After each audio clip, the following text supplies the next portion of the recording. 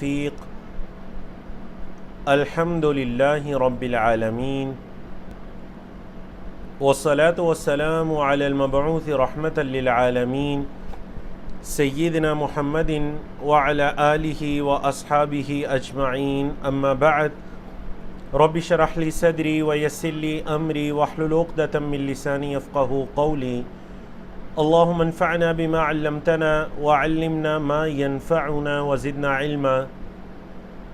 Level 2 ہے، سبق number 6 ہے، سورۃ الانعام، اس کی آیت نمبر 143 سے لے کر 165 تک ہم پڑھیں گے اور انشاءاللہ ہماری سورۃ الانعام آج مکمل ہو جائے گی۔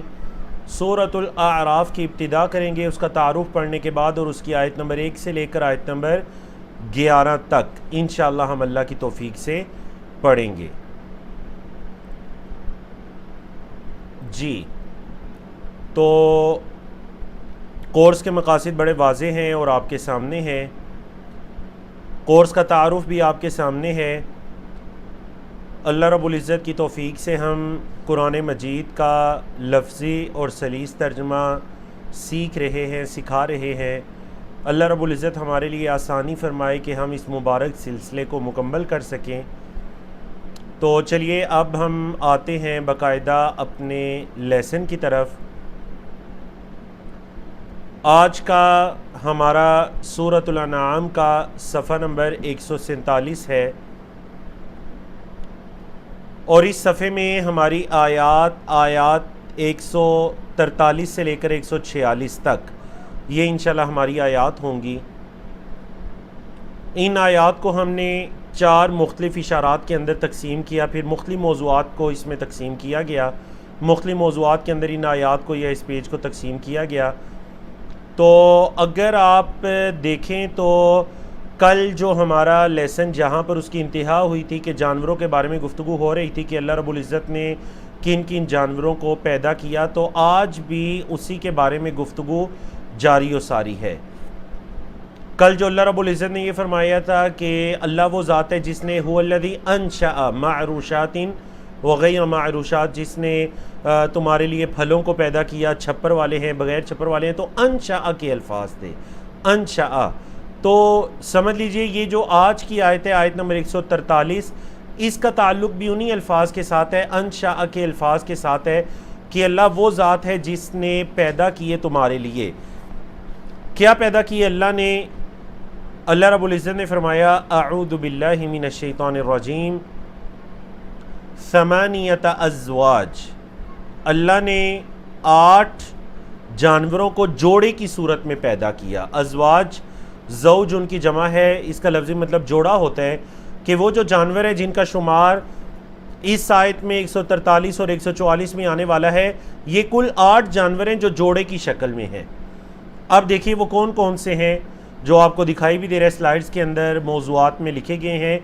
من الضأن اثنین، بھیڑ میں سے 2، ضأن کس کو کہتے ہیں؟ بھیڑ، اثنین 2، ومن المعز اثنین، اور بکری میں سے 2، مطلب بکرے میں سے 2، بھیڑ میں سے 2، بھیڑ مطلب مذکر اور مؤنث یہ جوڑا، ومن المعز اثنین، اور بکری کا مذکر اور مؤنث ایک جوڑا۔ اب دیکھیے زمانہ جاہلیت کے ان اصولوں کا ذکر ہونے والا ہے کہ اللہ رب العزت نے فرمایا قل، اے محمد صلی اللہ علیہ وسلم ان سے کہہ دیجئے الذکرین حرم ام الانثیین، کیا دونوں مذکر حرم اللہ نے حرام کیے ہیں، ام یا الانثیین دونوں مؤنث ہیں؟ یہ جو بھیڑ اور بکری کا ذکر ہوا تو کیا ان کے دونوں مذکر اللہ نے حرام کیے ہیں یا دونوں مؤنث؟ ام مشتملت علیہ ارحام الانثیین، یا پھر جس پر مشتمل ہیں مؤنثوں کے رحم، مؤنثوں کے رحم مطلب ان کی جو مادہ ہے، بکری ہے یا بھیڑ کی مادہ، ان کی جو مؤنث ہے ان کے رحم جس پر مشتمل ہے، یا پھر اس کو اللہ رب العزت نے حرام کیا۔ نبئونی بعلم، مجھے خبر دیجئے علم کے ساتھ، ان کنتم صادقین، اگر تم ہو سچے، مجھے خبر دیجئے علم کے ساتھ اگر تم ہو سچے۔ اور اللہ رب العزت نے فرمایا وَمِنَ الْإِبِلِ اثْنَيْنِ، اور اونٹ میں سے دو، وَمِنَ الْبَقَرِ اثْنَيْنِ، اور گائے میں سے دو، مطلب ایک جوڑا اونٹ میں سے ہے، ایک جوڑا گائے میں سے ہے۔ قل کہہ دیجئے الذکرین، کیا دونوں مذکر، مطلب اونٹ اور گائے کے دونوں مذکر، حرما اللہ نے حرام کیے ہیں، ام الانثیین یا اس کی مؤنثیں، اونٹ اور گائے کی دونوں مؤنثیں اللہ نے حرام کی ہیں یا مذکر، ام اشتملت علیہ ارحام الانثیین، یا پھر جو دونوں مادہ دونوں مؤنثیں ہیں ان کے رحم جس پر مشتمل ہے، یعنی جو ان کے پیٹوں کے اندر ہے، کہ اللہ نے وہ حرام کیا ہے۔ اللہ اکبر۔ تو گویا کہ یہ زمانہ جاہلیت کے اندر جو لوگ تھے ان سے کہا جا رہا ہے کہ کیا اللہ رب العزت نے ان کے مذکر کو یا مؤنث کو یا جو ان کے پیٹوں کے اندر ہے، کیا اللہ نے ان کو حرام کیا ہے؟ نہیں، اللہ نے تو حرام نہیں کیا۔ تو زمانہ جاہلیت کے اندر وہ جو لوگ ان کو حرام سمجھا کرتے تھے ان سے پوچھا جا رہا ہے۔ جی تو اللہ رب العزت نے فرمایا ان کنتم شہداء، یا تم گواہ تھے، کب؟ اذ وصاکم اللہ بہذا، جب اللہ نے تمہیں اس کی وصیت کی، اس کی تاکید فرمائی، جب اللہ نے تمہیں اس کی تاکید فرمائی، کیا تم گواہ تھے اس وقت؟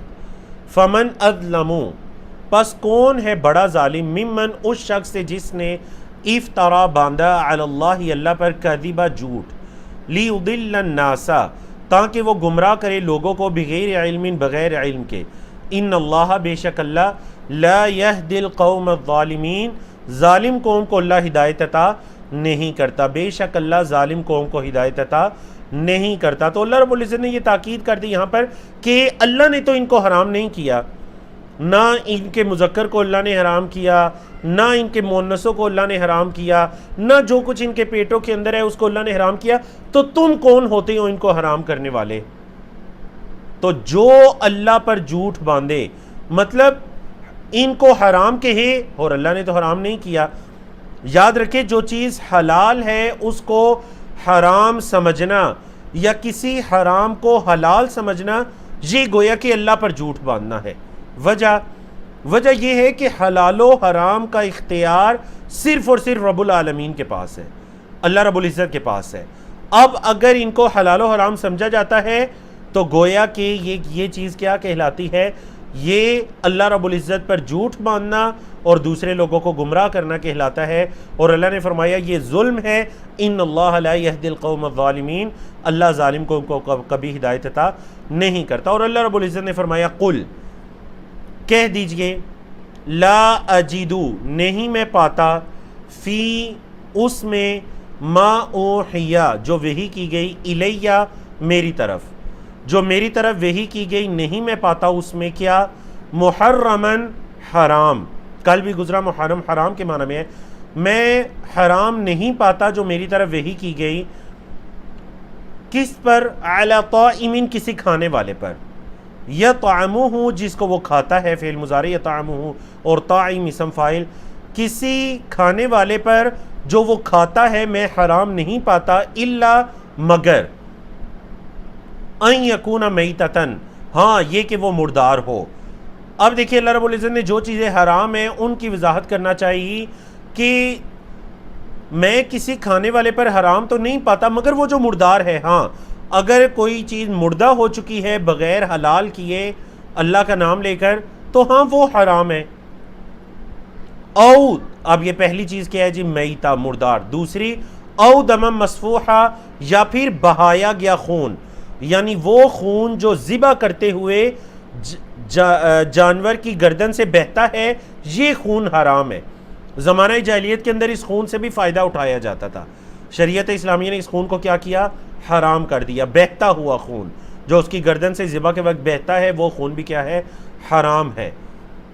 دو چیزیں ہوگی۔ نمبر 3، او لحم خنزیر، یا خنزیر کا گوشت، لحم کا مطلب گوشت، فإنہ رجسن، بے شک یہ رجس ہے، ناپاکی ہے، او فسقن، یا گناہ ہے، اہل لغیر اللہ بہ، جس کو حلال کیا جائے یا جس پر نام بلند کیا جائے غیر اللہ کا۔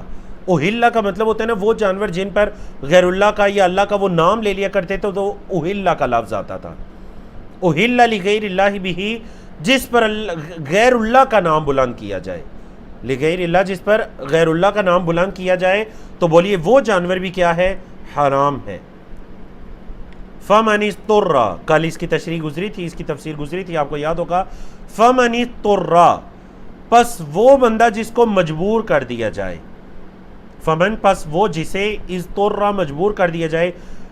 ہاں اگر کوئی مجبور ہو جائے کہ کل میں نے بتایا تھا کہ یا تو یہ کھائے گا یا اس کی موت ہے، تیسری کوئی آپشن نہیں ہے اس کے پاس، تو پھر وہ اس حرام کو استعمال کر سکتا ہے، لیکن شرط یہ ہے غیر باغن، وہ بغاوت کرنے والا نہ ہو، ولا عادن، اور نہ ہی حد سے تجاوز کرنے والا ہو۔ فإن ربک، تو بے شک آپ کا رب، غفور، معاف کرنے والا، رحیم، رحم کرنے والا ہے، بے شک آپ کا رب معاف کرنے والا، رحم کرنے والا ہے۔ اللہ اکبر۔ اب ذرا غور کیجئے، یہاں پر 4 طرح کے حرام کردہ جانوروں کا ذکر ہوا، یا پھر جانوروں کے حصوں کا۔ سب سے پہلا مردار، میتہ۔ نمبر 2 دمن مسفوحہ، بہایا گیا خون۔ نمبر 3 لحم خنزیر، خنزیر کا گوشت۔ اب نمبر 4 غیر اللہ کے لیے جو چیز جس پر غیر اللہ کا نام بلند کیا جائے۔ تو آپ اس سے اندازہ لگا سکتے ہیں کہ جس پر غیر اللہ کا نام بلند کیا جائے، یعنی اس کی حرمت کتنی شدید ہے کہ اس کو خنزیر کے گوشت، بہتے ہوئے خون اور مردار کے ساتھ ذکر کیا گیا۔ تو اس سے پتہ چلتا ہے کہ اس کی حرمت بڑی شدید ہے۔ جس پر اللہ کا نام، غیر اللہ کا نام پکارا جائے، اللہ کے علاوہ کسی اور کا نام جس جانور پر اس کو ذبح کرتے ہوئے پکارا جائے، تو وہ جانور بھی کیا ہے؟ حرام ہے اس کا کھانا۔ جی آخری موضوع کی طرف چلتے ہیں اس پیج کے۔ الذین ہادو، وہ لوگ جو یہودی ہوئے، حرمنا، ہم نے حرام کیا، کل ذی ظفر، ہر ناخن والا، ہر ناخن والی چیز ہم نے ان پر حرام کی، شرح آگے آ رہی ہے اس کی۔ وَمِنَ الْبَقَرِ، اور گائے میں سے، وَالْغَنَمِ، اور بکری میں سے، حرمنا، ہم نے حرام کیا، علیہم، ان پر، شحومہما، ان دونوں کی چربیاں، گائیں اور بکری کی چربیوں کو ہم نے ان پر کیا کیا؟ حرام۔ یعنی جو گوشت کے ساتھ سفید کلر کی چربی ہوتی ہے، جو بعض اوقات گوشت کے ساتھ پکایا جاتا ہے، اس کو تو یہود پر ہم نے وہ حرام کی تھی۔ ہاں 3 طرح کی ایسی شحوم یا چربیاں تھیں جو ان کے لیے حلال تھیں، الا، مگر، ما حملت ظہورہما، جو ان کی پیٹوں پر ہو، ما حملت، جس کو اٹھائے، ظہورہما، ان دونوں کی پیٹیں، مطلب وہ جو جانور کی پیٹ ہوتی ہے گائے یا بکری کی، وہاں کے گوشت کے ساتھ کی جو چربی ہے وہ حلال تھی، اول حوایا، یا انتڑیوں کی چربی، او مختلط بعظم، او مختلط بعظم، یا پھر جو ہڈیوں کے ساتھ مل چکی ہے، یا پھر جو ہڈیوں کے ساتھ مل چکی ہے، اس کی جو چربی ہے ہڈیوں کے ساتھ جو بالکل اٹیچ ہوئی ہوئی ہے، وہ بھی ان کے لیے کیا تھی؟ حلال۔ اللہ نے فرمایا ذالک جزیناہم ببغیہم، ہم نے ان پر کیوں یہ چیزیں حرام کی؟ ان کی بغاوت کے بدلے میں ہم نے انہیں یہ چیزیں ہم نے انہیں بدلہ دیا۔ ذالک، یہ، جزینا، ہم نے جزا دی، ہم نے بدلہ دیا، ہم ان کو، ببغیہم، ان کی سرکشی کے بدلے میں، بعض سبب کے معنی میں ہے، ان کی بغاوت، ان کی سرکشی کے سبب ہم نے ان کو یہ بدلہ دیا۔ وَإِنَّا لَصَادِقُونَ، اور بے شک ہم ہی سچے ہیں، اور بے شک ہم ہی البتہ سچے ہیں۔ جی چلیے جی، بارک اللہ فیکم۔ ہم اس سے پہلے کہ اپنے اگلے پیج کی طرف آئیں، غالباً انٹرنیٹ کا کچھ ایشو آ رہا ہے۔ جی وعلیکم السلام ورحمۃ اللہ وبرکاتہ۔ جی ٹھیک ہے، فہیم بھائی اور اظفر بھائی، آپ پھر اگر میں آپ کہتے تو میں اپنی سکرین آپ کے ساتھ شیئر کرتا ہوں۔ جی تو اب آپ بتا دیجئے گا کہ میری اب بہترین ہو گیا۔ چلیے الحمدللہ، ٹھیک ہے، ہم اپنی کلاس کو ایسے ہی چلاتے ہیں تاکہ سلائیڈز وغیرہ بالکل کلیئر ہوں۔ تو آتے ہیں جی ہم صفحہ نمبر 148 کی طرف، پارہ نمبر 8 ہے، اور اس پارے میں جو آیات ہیں وہ 147 اور اسی طرح 151 یہ آیات ہیں۔ تو اللہ رب العزت کی توفیق سے ہم ان آیات کو پڑھتے ہیں۔ جی آپ ذرا غور کے ساتھ دیکھیے، اللہ رب العزت نے فرمایا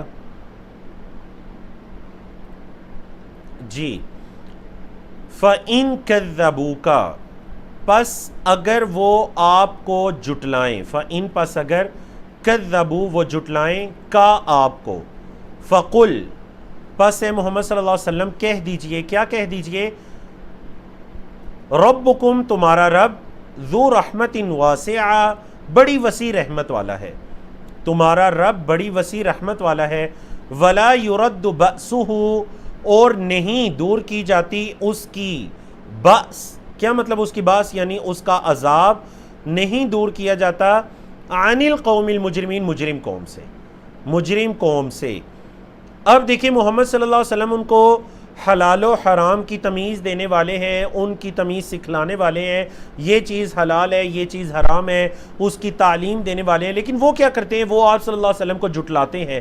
تو گویا کہ یہاں پر حضرت محمد صلی اللہ علیہ وسلم کو یہ تسلی دے دی گئی کہ اگر وہ آپ کو جھٹلاتے ہیں تو کہہ دیجئے کہ تمہارا رب بڑی وسیع رحمت والا ہے اور اس کا عذاب مجرم قوم سے نہیں ہٹایا جاتا۔ جی یہاں پر ایک چیز کی وضاحت، جو ہمارا صفحہ نمبر 147 کا آخری ٹاپک تھا، اس کے اندر ایک چیز کی وضاحت میں ضروری سمجھتا ہوں، وہ یہ کہ ناخن والے جو جانور ان پر حرام کیے گئے تھے، تو اس کا کیا مطلب، ناخن والے جانور سے مراد وہ جانور ہے جن کی یا پرندے جن کی انگلیاں الگ الگ نہ ہوں، جیسے اونٹ ہے یا شتر مرغ ہے۔ آپ دیکھتے ہیں نا کہ ماس کے ساتھ ان کی انگلیاں وغیرہ بالکل ان کا قدم ایک ساتھ جڑا ہوا ہے، اس میں کوئی خلا نہیں ہے، تو ایسے جانور یا پرندے ان پر حرام کر دیے گئے تھے۔ جیسے بطخ کی انگلیاں ہوتی ہیں، بطخ بھی ان پر حرام تھی، شتر مرغ وغیرہ، اونٹ وغیرہ، یہ تمام چیزیں ان پر حرام تھیں، اور جن کے پنجے کھلے ہوئے ہوتے ہیں یا جن میں فاصلہ ہوتا ہے، گیپ ہوتا ہے، وہ ان کے لیے کیا تھا، حلال تھا۔ جی اب دیکھیے صفحہ نمبر 148 کے دوسرے ٹاپک کی طرف آتے ہیں۔ اللہ رب العزت نے فرمایا کہ اگر اللہ چاہتا تو وہ شرک نہ کرتے۔ مشرکین کا ایک مغالطہ یہاں پر ذکر کیا جانے والا ہے کہ ایک تو وہ گمراہ تھے اور دوسری اپنے گمراہی کی نسبت کیا کرتے تھے۔ اللہ نے فرمایا سَيَقُولُ الَّذِينَ أَشْرَكُوا ان قریب کہیں گے وہ لوگ جنہوں نے شرک کیا، کیا کہیں گے، لَوْ شَاءَ اللَّهُ اگر اللہ چاہتا، لَوْ شَاءَ اللَّهُ اگر اللہ چاہتا، مَا أَشْرَكْنَا ہم شرک نہ کرتے، ما شرکنا ہم شرک نہ کرتے، ولا آباؤنا اور نہ ہی ہمارے آباء و اجداد شرک کرتے، ولا حرمنا من شیء اور نہ ہی ہم کوئی چیز حرام کرتے۔ اللہ نے فرمایا کذالک اسی طرح، کذب الذین من قبلہم جھٹلایا ان لوگوں نے جو من قبلہم ان سے پہلے تھے، جو ان سے پہلے تھے انہوں نے بھی اسی طرح جھٹلایا، شرک کیا، چیزوں کو حرام کیا، اور پھر کہا کہ اگر اللہ چاہتا تو ہم ایسا نہ کرتے۔ اللہ نے فرمایا حتیٰ یہاں تک کہ ذاقوا انہوں نے چکھ لیا بأسنا ہمارا عذاب، قل کہہ دیجئے هل عندکم کیا تمہارے پاس من علم کوئی علم ہے، کیا تمہارے پاس کوئی علم ہے، فتخرجوہ لنا پس تم اس کو نکالو ہمارے لیے، اگر کوئی علم ہے تو اس کو نکالو، دکھاؤ کہ وہ کیا علم ہے۔ مطلب یہ جن چیزوں کو تم حلال و حرام کہتے ہو اور پھر اللہ کی طرف اس کی نسبت کرتے ہو کہ اگر اللہ چاہتا تو نہ ہم حرام کہتے نہ ہم شرک کرتے، تو یہ اگر تو کوئی علمی بات ہے تو پھر بتاؤ ہمیں۔ ان تتبعون نہیں تم اتباع کرتے، الا الظن مگر گمان کی، وان انتم اور نہیں ہو تم، الا تخرصون مگر تم اٹکل لگاتے ہو، اٹکل پچو لگاتے ہو، اپنی طرف سے اندازے لگاتے ہو اور گمان کے پیچھے چلتے ہو، اس کے علاوہ تمہارے پاس کوئی علم نامی چیز نہیں ہے۔ قل اے محمد صلی اللہ علیہ وسلم کہہ دیجئے فَلِلَّهِ الْحُجَّةُ الْبَالِغَةُ یہ جو پہنچی ہوئی دلیل ہے یہ اللہ کے پاس ہی ہے، یہ تمہارے پاس جو تم دلائل دے رہے ہو یہ دلیل نہیں ہے، جو اللہ کے پاس ہے وہ دلیل ہے۔ فَلَوْ شَاءَ اگر وہ اللہ چاہتا، لَهَدَاكُمْ البتہ ہدایت دیتا تمہیں اجمعین سب کے سب کو، اور یہ ٹاپک کل بھی گزر چکے آپ کو یاد ہوگا، اگر اللہ چاہتا تو تم سب کو اللہ ہدایت دیتا، مطلب یہ کہ اللہ رب العزت نے جو تمہیں اختیار دیا فیصلہ کرنے کا کہ تم اچھائی اور برائی کے درمیان فیصلہ کر سکو کہ تم نے کس کو اپنانا ہے، اگر اللہ چاہتا تو اللہ تم سب کو ہدایت دیتا، مطلب اللہ تمہیں یہ اختیار ہی نہ دیتا اچھائی اور برائی کا۔ لیکن اگر ایسا ہوتا تو پھر تو تم یہ کہتے کہ اس میں ہمارے پاس تو کوئی آپشن ہی نہیں، بس ہمیں اللہ نے ایسے پیدا کیا اور ہم نے یہ کرنا ہے۔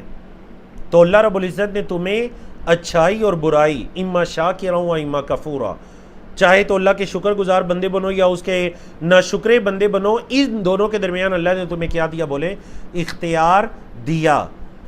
اب اس اختیار کا غلط استعمال یہ کرتے ہو کہ تم یہ کہتے ہو کہ اگر اللہ چاہتا تو اللہ ہمیں ہدایت دے دیتا۔ اللہ اکبر، اللہ نے فرمایا اگر وہ چاہتا تو تمہیں ہدایت دے دیتا سب کے سب کو، لیکن جس نیت کے ساتھ وہ کہتے تھے کہ ایک تو گمراہیاں کرتے، زلالات کرتے، اور پھر اپنے آپ کو قصوروار نہیں ٹھہراتے تھے، اپنے آپ کو بے قصور کر کے، اپنے آپ کو معصوم کر کے نسبت اللہ کی طرف کر دیا کرتے تھے۔ تو اگر اس دور کے اندر بھی کوئی یہ کہتا ہے کہ اگر میں گناہ کے کام کر رہا ہوں تو اگر اللہ چاہتا تو میں نہ کرتا، تو یہ یاد رکھیں یہ مشرکین مکہ کی دلیل ہے۔ مکہ کے مشرکین نے یہ دلیل دی تھی، سَيَقُولُ الَّذِينَ أَشْرَكُوا، عنقریب وہ لوگ کہیں گے جنہوں نے شرک کیا، کیا کہیں گے؟ لَوْ شَاءَ اللَّهُ مَا أَشْرَكْنَا۔ اللہ اکبر۔ اللہ نے فرمایا قل، اے محمد صلی اللہ علیہ وسلم کہہ دیجئے، ہلما بلاؤ، ہلما بلاؤ، شہداءکم اپنے گواہوں کو، الذین یشہدون وہ لوگ جو گواہی دیں، کیا گواہی دیں؟ کہ ان اللہ حرم ھذا، کہ اللہ نے اس کو حرام کیا ہے۔ بلاؤ اپنے گواہوں کو جو یہ گواہی دے کہ اللہ نے اس کو حرام کیا ہے۔ فَإِن شَهِدُوا، پس اگر وہ گواہی دیں، فَلَا تَشْهَدْ مَعَهُمْ، تو آپ ان کے ساتھ گواہی مت دیں۔ وَلَا تَتَّبِعْ، اور نہ آپ اتباع کریں، کس چیز کی اتباع نہ کریں؟ آپ نہ اتباع کریں احواء الذین، ان لوگوں کی خواہشات کی، کذبوا بآیاتنا، جنہوں نے ہماری آیات کو جھٹلایا، والذین، اور وہ لوگ جو لا یؤمنون بالآخرہ، نہیں ایمان رکھتے آخرت پر، وہم بربہم، اور وہ اپنے رب کے ساتھ یعدلون، برابری کرتے ہیں۔ ان لوگوں کی خواہشات کے پیچھے نہ چلیں جنہوں نے ہماری آیات کو جھٹلا دیا، اور وہ پہلی تو ان کی یہ نشانی ہے کہ انہوں نے اللہ کی آیات کو جھٹلایا۔ نمبر 2، لا یؤمنون بالآخرہ، وہ آخرت پر ایمان نہیں رکھتے۔ نمبر 3، وہم بربہم یعدلون، وہ اللہ کے ساتھ دوسروں کو شریک ٹھہراتے ہیں۔ یہ ان کی 3 نشانیاں ہیں۔ تو آپ نے ان کے پیچھے نہیں چلنا، آپ نے ان کے پیچھے نہیں چلنا۔ اللہ رب العزت نے فرمایا، اب دیکھیں یہ جو آیت کریمہ آیت نمبر 151 اور اس سے اگلی آیت 152، ان دونوں آیات میں اللہ رب العزت نے 5 وصیتیں فرمائی تاکید کے ساتھ۔ 5 اس آیت میں ہیں 151، اور 5 وصیتیں آیت نمبر 152 میں ہیں۔ تو ہم نے ترتیب کے ساتھ ان کو نیچے بھی لکھ دیا، آپ اس سے بھی دیکھ سکتے ہیں، اور آپ آیت کریمہ سے بھی ترجمہ، یعنی یہ عام برائیاں ہیں جو اس دور کے معاشرے کے اندر بھی پائی جاتی تھیں، آج کے معاشروں کے اندر بھی یہ چیزیں دکھائی دیتی ہیں۔ یہ برائیاں دیکھیے، اللہ رب العزت نے فرمایا قل، کہہ دیجئے، تعالو، آؤ، واحد ہے تعال، جمع ہے تعالو، آؤ، اتلو، میں تلاوت کروں، ما، جو، حرم ربکم، حرام کیا تمہارے رب نے، علیکم، تم پر، آؤ میں تلاوت کروں جو تمہارے رب نے تم پر حرام کیا۔ وہ کیا ہے؟ نمبر 1، اللہ تشرکوا بہ شیئا، کہ تم اللہ کے ساتھ کسی کو شریک نہ ٹھہراؤ۔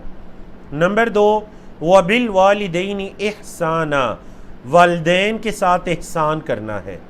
نمبر 3، وَلَا تَقْتُلُوا أَوْلَادَكُمْ مِنْ إِمْلَاقٍ، اور نہ تم قتل کرو اپنی اولادوں کو بھوک کے ڈر سے۔ املاق کا مطلب فقر ہے، فقیری کے ڈر سے کہ ہم بھوکے مر جائیں گے، اس ڈر سے اپنی اولادوں کو قتل نہ کرو۔ اللہ نے فرمایا نحن نرزقکم، ہم تمہیں بھی رزق دیتے ہیں، وَإِيَّاهُمْ، اور انہیں بھی رزق دیتے ہیں۔ یہ 3 چیزیں ہوں گی۔ نمبر 4، وَلَا تَقْرَبُوا الْفَوَاحِشَ، اور نہ قریب جاؤ فحاشیوں کے، فحاشیوں کے قریب نہ جاؤ، فواحش کے قریب نہ جاؤ، ما ظہر منہا، جو ظاہر ہوں ان میں سے، وما بطن، اور جو چھپی ہوئی ہوں۔ ظاہری چاہے وہ جو فحاشی ہے، چاہے وہ ظاہری ہے یا پوشیدہ ہے، ان کے قریب بھی مت جاؤ۔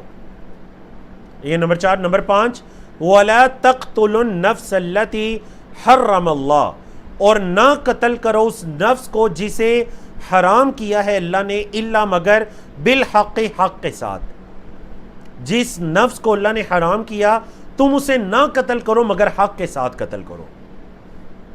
ذالکم وصاکم بہ، اللہ تمہیں اس کی تاکید کرتا ہے، وصیت کرتا ہے تاکید کے معنی میں، لعلکم تعقلون، تاکہ تم عقل رکھو، تاکہ تم شعور کرو، عقل کرو۔ اللہ رب العزت تمہیں ان چیزوں کی تاکید کرتا ہے۔ اب ذرا آپ غور کیجئے کہ یہاں پر اللہ رب العزت نے جن 5 چیزوں کا ذکر کیا، ان میں زمانہ جاہلیت کے اندر جو یہ برائیاں پائی جاتی تھیں، شرک بھی پایا جاتا تھا، والدین کی نافرمانی بھی پائی جاتی تھی، اولادوں کو قتل کرنا بھی پایا جاتا تھا، جیسا کہ کل بھی اس موضوع کو تفصیل کے ساتھ بیان کیا گیا ہے، اور اسی طرح فحاشی بھی تھی، اور قتل بھی بہت زیادہ عام تھا۔ جو ظالم ہوتا تھا، جو معاشرے کے اندر مضبوط ہوتا تھا، وہ کمزور پر ظلم کیا کرتا تھا اور اکثر اس کو قتل بھی کر دیا کرتا تھا، یا جو قبیلہ تھوڑا سا پاور میں ہوا کرتا تھا وہ کمزور قبیلے کے خلاف ہمیشہ اس کا دشمن اور اس کے خلاف ایسے اقدام کرتا تھا۔ اب یہ جو آخری چیز ہے، وَلَا تَقْتُلُوا النَّفْسَ الَّتِي حَرَّمَ اللَّهُ إِلَّا بِالْحَقِّ، حق کے ساتھ قتل کرنا جائز، اس کے علاوہ قتل مت کرو۔ تو کیا مطلب حق کے ساتھ؟ مطلب یہ کہ ایک ملک کا، اسلامی ملک کا جو حاکم ہے وہ قتل کرے کسی کو قتل کے بدلے میں، یا پھر شادی شدہ کوئی شخص ہے جس نے فحاشی کا ارتکاب کیا، اس کو اسلامی معاشرے کے اندر قتل کیا جائے گا۔ تو یہ جو قتل ہے، قتل کے بدلے میں قتل، یا پھر کسی پر حد کا قائم کرنا، یہ حق کے ساتھ قتل ہے، یہ جائز ہے۔ البتہ تم ناحق کسی کو قتل نہ کرو، جسے قتل کرنے کا تمہارے پاس کوئی اختیار نہیں ہے، تم اسے قتل نہ کرو۔ جی، تو قصاص کے اندر تم قتل کر سکتے ہو، یہ حق ہے، قصاص کے علاوہ قتل کرنا جائز نہیں ہے۔ اللہ رب العزت نے فرمایا، دیکھیے 5 یہ نصیحتیں ہیں۔ اب آیت نمبر 152 کی طرف چلتے ہیں، جس کے اندر اگلی 5 نصیحتیں ہیں اللہ کی طرف سے۔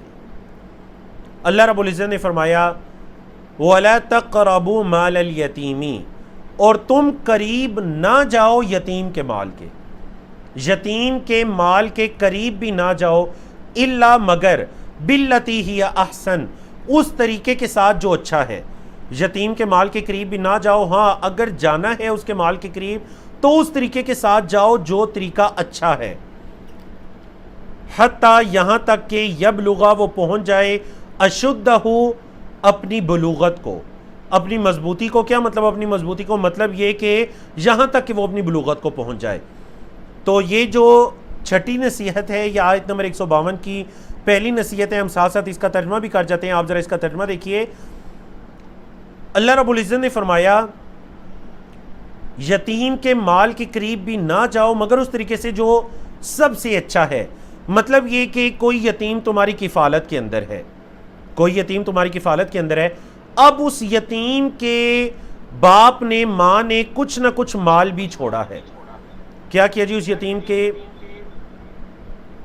آپ کہہ لیجئے جو اس کے ماں باپ ہیں انہوں نے کیا کیا؟ کچھ مال چھوڑا۔ تو اب جو بندہ اس کی کفالت کر رہا ہے اس کے لیے یہ جائز ہے کہ وہ اس یتیم کی کفالت کے اندر اس کے ماں باپ کے چھوڑے ہوئے مال کو، جس کا وارث وہ یتیم ہے، بچہ بچی، اس مال کو وہ استعمال کر سکتے ہیں جو اس کے ماں باپ نے چھوڑا۔ لیکن فرمایا کیا؟ الا باللتی ہی احسن، کیسے استعمال کرنا ہے، کیسے قریب جانا ہے؟ اس طریقے کے ساتھ جو بہت اچھا ہے۔ اگر تمہیں اللہ نے استطاعت دی کہ تم اپنا خرچ چلاؤ تو پھر تم نے یتیم کے مال سے کچھ نہیں کھانا، ہاں اس کو کھلانا ہے۔ اگر تم فقیر ہو اور تمہارے پاس اس کے علاوہ کوئی گزر بسر نہیں ہے اور وہ یتیم تمہاری کفالت کے اندر ہے، تو تم اپنی ضرورت کے مطابق اسراف یا فضول خرچی کے بغیر یتیم کے مال کو استعمال کر سکتے ہو، لیکن یہ کب تک ہے؟ حتی یبلغ اشدہ، یہاں تک کہ وہ بالغ ہو جائے. جب بالغ ہو جائے گا تو اس کا مال اس کو دے دیا جائے گا. تو یہ اللہ رب العزت کی طرف سے چھٹی نصیحت کہہ لیجئے، اور اس آیت کی پہلی نصیحت ہے. اب اس آیت کی دوسری نصیحت کیا ہے؟ اللہ نے فرمایا وَأَوْفُوا الْكَيْلَ وَالْمِيزَانَ بِالْقِسْطِ، ماپ اور تول کو پورا کرو.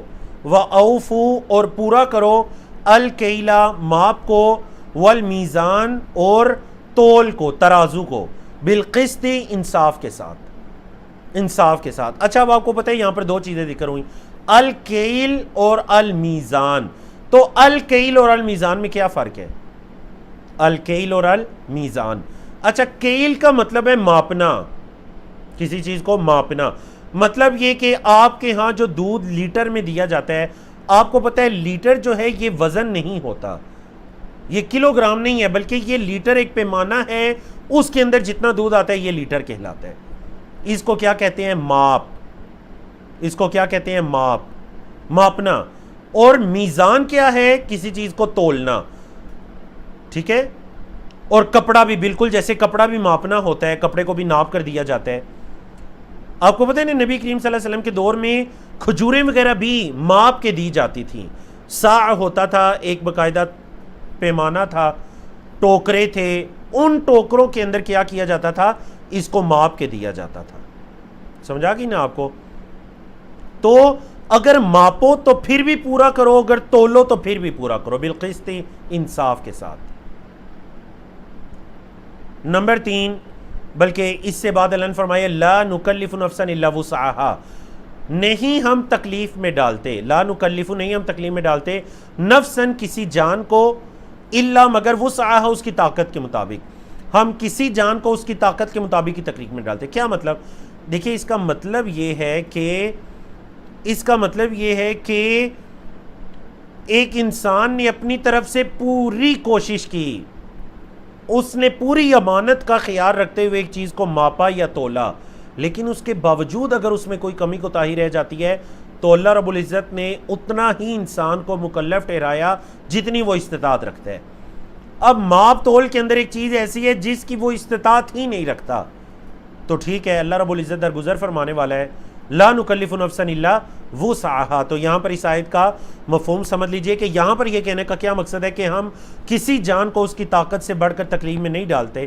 مطلب یہ کہ انسان نے اپنی طرف سے پوری کوشش کی، ہاں کوئی کمی رہ گئی، اس کا امانت کا اس نے خیال رکھا، اب جو اس کے اختیار میں نہیں ہے ماپ تول کے اندر، تو اللہ رب العزت کسی جان کو اس کی طاقت سے بڑھ کر تکلیف میں نہیں ڈالتے، مکلف نہیں ٹھہراتے.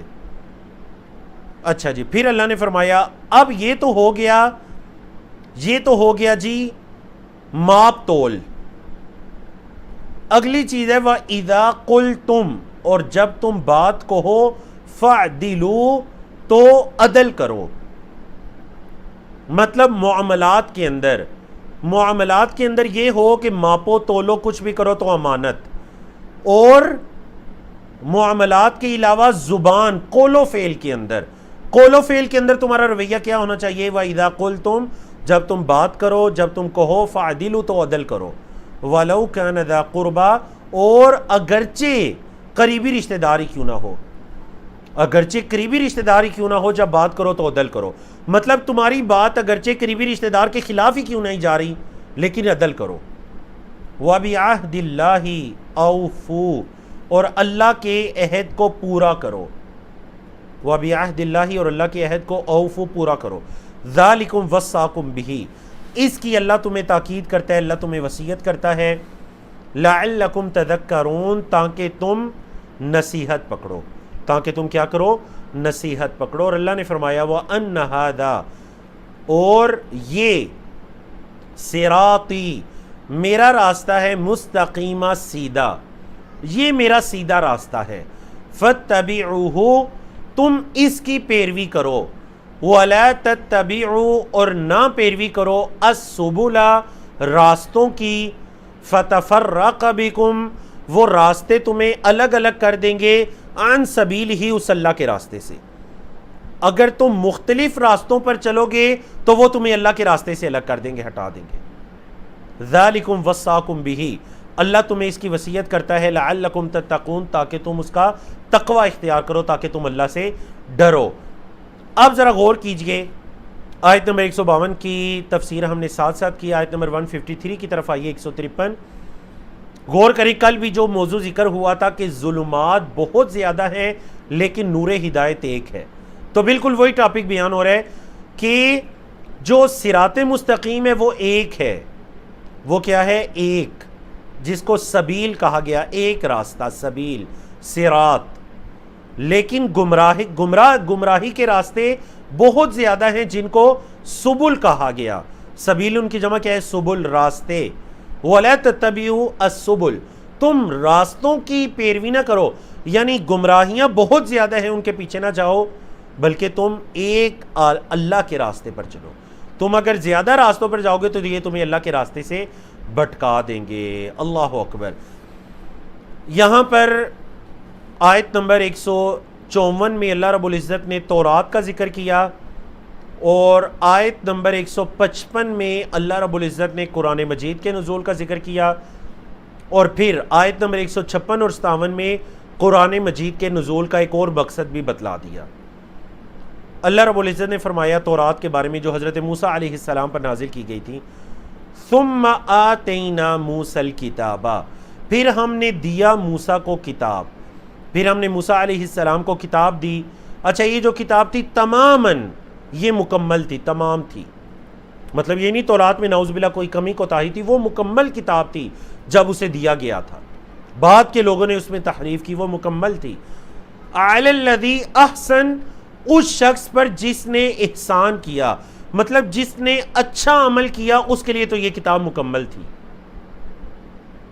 وتفصیلاً، اور مفصل تھی، وضاحت والی تھی، کس کے لیے؟ لکل شیء، ہر چیز کے لیے۔ وہدن، اور ہدایت تھی، ورحمتن، اور رحمت تھی، لعلہم، تاکہ وہ بلقاء ربہم، اپنے رب کی ملاقات کے ساتھ، یؤمنون، ایمان رکھیں، تاکہ وہ اپنے رب کی ملاقات پر ایمان رکھیں۔ آپ دیکھیں یہاں پر تورات کے 4 اوصاف بیان کیے گئے۔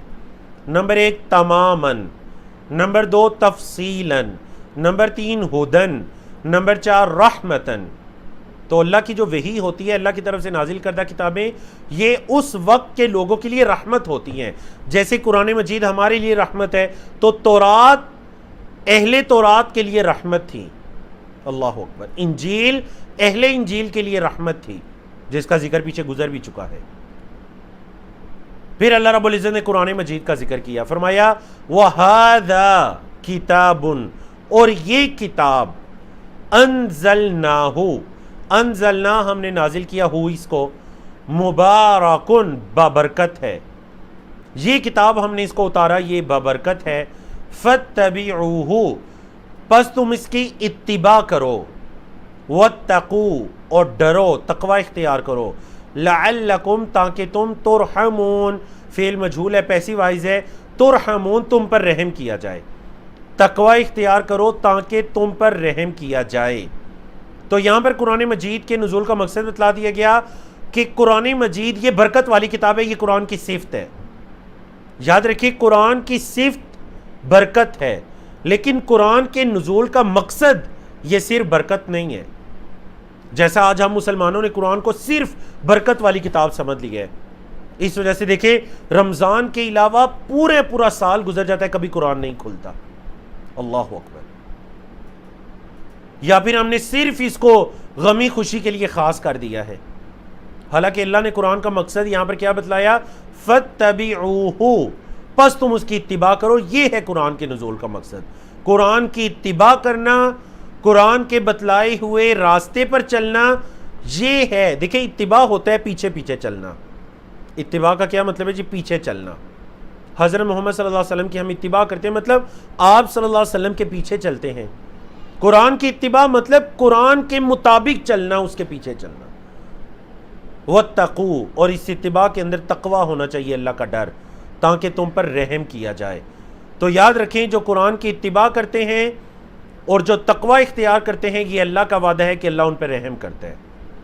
تو ایک بندہ یہ کہتا ہے کہ میری آزمائشیں دور نہیں ہو رہی، پریشانیاں ہیں، تو آپ قرآن کی اتباع کیجئے، آپ تقوی اختیار کیجئے، آپ کا رب ضرور آپ پر رحم کرے گا، یہ اللہ کا وعدہ ہے۔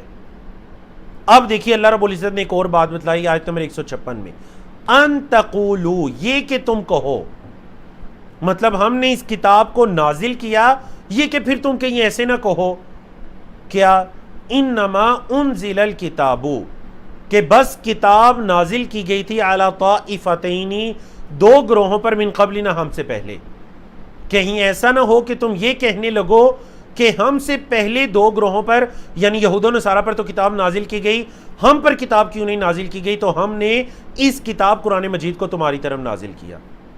وَإِن كُنَّا، اور اگرچہ، وَإِن كُنَّا، اور اگرچہ، یعنی یہ بھی انہی کا قول ذکر کیا جا رہا ہے کہ وہ کہیں یہ نہ کہیں کہ وَإِن كُنَّا عَن دِرَاسَتِهِمْ، کہ ہم ان کے پڑھنے سے، یعنی وہ دو کتابیں جو یہود و نصارہ پر نازل کی گئیں، ہم تو ان کے پڑھنے سے لغافلین، البتہ غافل تھے۔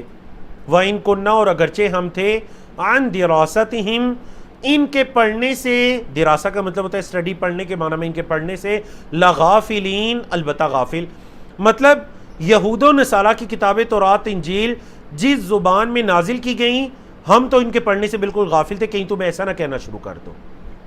تو ہم نے اس لیے قرآن مجید کو تمہاری ہدایت کے لیے عربی زبان میں نازل کیا۔ اچھا یہ پہلی وجہ ہے۔ دوسری، او تقولو، یا تم یہ نہ کہنا شروع ہو جاؤ، کیا کہ لو انا انزل علینا، یہ کہ اگر ہم پر نازل کی جاتی الکتاب و کتاب، لکننا، البتہ ہم ہوتے، اہدا، زیادہ ہدایت پر، منہم، ان سے۔ تو قرآن کے نزول کا یہ مقصد بھی ہے کہ کہیں تو پھر یہ نہ کہنا شروع کر دو کہ اگر ہماری طرف قرآن نازل کیا جاتا یا کتاب ہماری طرف آسمانی کتاب نازل کی جاتی تو ہم ان لوگوں سے زیادہ ہدایت یافتہ ہوتے۔ فَقَدْ جَاءَكُمْ بَيِّنَةٌ مِّن رَبِّكُمْ، پس تحقیق آ گئی تمہارے پاس، بَيِّنَةٌ، واضح دلیل، مِّن رَبِّكُمْ، تمہارے رب کی طرف سے، وَهُدًى، اور ہدایت، وَرَحْمَةٌ، اور رحمت۔ قرآن مجید کی صفات ہے بینہ، ہدن، رحمہ، مطلب قرآن کے نزول سے حجت قائم ہو گئی۔ اہل عرب پھر تم کہیں یہ نہ کہنا شروع کر دو کہ جیسا یہود و نصارہ پر کتاب نازل کی گئی اعلی طائفتین، دونوں گروہوں پر، ایسی ہمارے اوپر کیوں نہیں کی گئی؟ یا تم یہ نہ کہنا شروع ہو جاؤ کہ ہمیں تو ان کی کتابیں سمجھ ہی نہیں آئیں، یا تم یہ نہ کہنا شروع ہو جاؤ کہ اگر ہماری طرف کتاب ہوتی تو ہم ان سے زیادہ ہدایت پر ہوتے۔ تو اللہ رب العزت نے قرآن مجید کو نازل کر کے اس دروازے کو بالکل بند کر دیا کہ اب کوئی ایسی بات نہیں کر سکتا، اب کوئی ایسی بات نہیں کر سکتا۔ تورات اور انجیل وغیرہ یہ عبرانی زبان کے اندر تھیں۔ فمن اظلم، پس کون ہے زیادہ ظالم، پس کون ہے زیادہ ظالم، ممن، اس شخص سے جس نے کذب، جھٹلایا، بھی آیات اللہ، اللہ کی آیات کو۔ اس شخص سے بڑا ظالم کون ہے جس نے اللہ کی آیات کو جھٹلا دیا، وَصَدَفَ عَنْهَا، اور اس سے روکا۔ خود کیا کیا اس نے؟ جھٹلایا اور اللہ کی آیات سے دوسروں کو روکا۔ دیکھیں یہ دو گناہ ہیں، ایک خود عمل نہ کرنا اور دوسرا کسی کو بھی نہ کرنے دینا۔ تو اللہ، یہ مشرکین کا یہ عمل تھا کہ نہ تو خود ایمان لاتے تھے نہ دوسروں کو لانے دیتے تھے۔ تو اللہ رب العزت نے فرمایا اس سے بڑا ظالم کون ہے جو اللہ کی آیات کو جھٹلاتا ہے اور اس سے روکتا ہے۔ سَنَجْزِي الَّذِينَ، ان قریب ہم بدلہ دیں گے ان لوگوں کو جنہوں نے یصدفون، روکا، عن آیاتنا، ہماری آیات سے۔ کیا بدلہ دیں گے؟ سوء العذاب، برا عذاب، بیما، بسبب اس کے، با یہاں سبب کے معنی میں ہے، ما کانوا یصدفون، جو وہ روکا کرتے تھے، جو وہ اللہ کی آیات سے دوسروں کو روکا کرتے تھے، ہم ان قریب انہیں برے عذاب کی صورت میں انہیں اس کا بدلہ دیں گے، ان کے جھٹلانے کا اور دوسروں کو اللہ کی آیات سے روکنے کا۔ تو الحمدللہ اللہ رب العزت کی توفیق سے ہم نے پیج 149 مکمل کیا۔ تو چلیے اب چلتے ہیں صفحہ نمبر 150 کی طرف۔ اس صفحہ میں ہم انشاءاللہ پڑھنے جا رہے ہیں سورۃ الانعام کی آیت نمبر 158 سے لے کر 165 تک۔ 158 سے لے کر 165 تک ہم انشاءاللہ یہ آیات پڑھنے جا رہے ہیں. ان کو 4 اشارات میں اور مختلف موضوعات کے اندر بیان کیا گیا. وہی مکی صورت ہے, مکی صورت کے موضوعات ہیں. اللہ رب العزت نے فرمایا, آپ ذرا اس آیت کو غور سے دیکھیں, آیت نمبر 158, اور موضوعات کو پڑھیے جو لکھے ہوئے ہیں.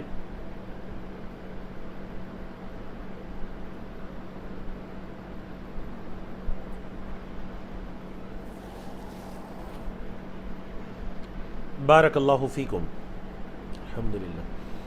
اللہ نے فرمایا هل ينظرون الا ان تأتيهم الملائکۃ, وہ نہیں انتظار کر رہے مگر اس چیز کا کہ ان کے پاس فرشتے آئیں, الا مگر ان یہ کہ تأتیا آئیں, ہم ان کے پاس الملائکۃ فرشتے. کیا وہ فرشتوں کے آنے کا انتظار کر رہے ہیں؟ کیوں ایمان نہیں لاتے؟ کیا وہ فرشتوں کے آنے کا انتظار کر رہے ہیں؟ او یا یأتی ربک, تیرا رب آئے. کیا رب ان کے پاس آئے؟ نمبر 3, او یا یأتی آئے بعض آیات ربک, تیرے رب کی بعض آیات. کیا وہ اس چیز کا انتظار کر رہے ہیں کہ اللہ کے فرشتے ان کے پاس آئیں, یا اللہ آئے, یا اللہ کی بعض نشانیاں آئیں؟ اللہ نے فرمایا, اب دیکھیں یہ ٹاپک بیان ہوا ہے پچھلے ہفتے, آپ کو یاد ہوگا پچھلے سیشن میں, کہ جب اللہ کی نشانیاں یا جس نشانیوں کا یا جن معجزات کے ظہور کا وہ مطالبہ کرتے ہیں, جب وہ معجزے ظاہر ہو جاتے ہیں, وہ نشانیاں آ جاتی ہیں, تو پھر اللہ کا عذاب بھی آتا ہے. اگر وہ ایمان نہیں لاتے تو پھر اللہ کا عذاب بھی آتا ہے. پچھلے سیشن میں ہم نے تفصیل کے ساتھ بیان کیا آپ کی اسی سورۃ الانعام میں. اللہ نے فرمایا یوم یأتی, جس دن آئے گی, بعد آیات ربک, تیرے رب کی بعض نشانیاں, جس دن تیرے رب کی بعض نشانیاں آئیں گی, لا ینفع نفسا, فائدہ نہیں دے گا کسی جان کو, لا ینفع نہیں نفع دے گا, نفسا کسی جان کو, ایمانہا اس کا ایمان لانا. ایمانہا کہا گیا کیونکہ نفس مؤنث استعمال ہوتا ہے. کسی نفس کو اس کا ایمان لانا فائدہ نہیں دے گا. لم تکن آمنت من قبل, جو اس سے پہلے ایمان نہیں لائی. لم تکن آمنت, نہیں ایمان لائی, من قبل, اس سے پہلے. مطلب جس دن وہ نشانیاں آ گئیں, جن نشانیوں کا یہ سوال کرتے ہیں, مراد اس سے قیامت کی بڑی نشانیاں ہیں جسے آیات کبریٰ کہتے ہیں. وہ قیامت کی بڑی نشانیاں ہیں کہ جن کے اندر ایک سورج کا مشرق کی بجائے مغرب سے طلوع ہونا ہے, تو حدیث کے مطابق اس دن ایمان کوئی فائدہ نہیں دے گا. لم تکن آمنت من قبل, وہ نفس جو اس سے پہلے ایمان نہیں لائی, اس کو اس کا ایمان فائدہ نہیں دے گا. او کسبت, یا اس نے کمایا, فی ایمانہا, اپنے ایمان میں, خیرن, کسی خیر کو. یعنی نہ تو وہ کوئی جان ایمان لائی اور نہ ہی اس نے کوئی خیر کا کام کیا. تو اس دن کا ایمان لانا, جس دن رب کی نشانیاں آ گئیں, اس نفس کو کوئی فائدہ نہیں دے گا. اللہ نے فرمایا قُلِ انتظروا, کہہ دیجئے تم انتظار کرو, کہہ دیجئے تم انتظار کرو. اگر تم ایسی کسی چیز کا انتظار کر رہے ہو تو ٹھیک ہے, انتظار کرو. اِنَّا مُنتَظِرُونَ, بے شک ہم بھی انتظار کرنے والے ہیں. اِنَّا, بے شک ہم بھی منتظرون, انتظار کرنے والے ہیں. اللہ نے فرمایا اِنَّ الَّذِينَ فَرَّقُوا دِينَهُمْ, بے شک وہ لوگ جنہوں نے ٹکڑے ٹکڑے کر دیا اپنے دین کو. فرقہ واریت اسی سے ہے. فرقہ واریت کس کو کہتے ہیں؟ دین کے اندر نئے نئے فرقوں کو ایجاد کرنا.